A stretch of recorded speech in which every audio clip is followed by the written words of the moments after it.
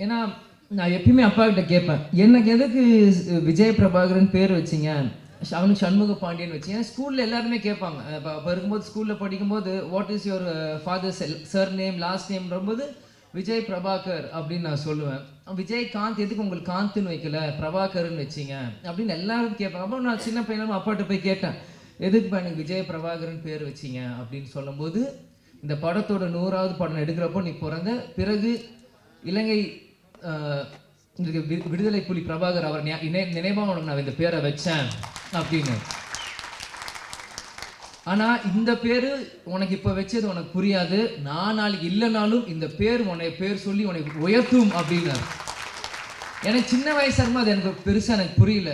ஆனா இன்னைக்கு இந்த படத்துக்கு வந்து இந்த ஆடியோ லான்ச் முன்னாடி உங்கள்கிட்ட பேசும்போது தான் இந்த செகண்ட் தான் எனக்கு 100% அது வந்து நான் உணர்றேன். ஏன்னா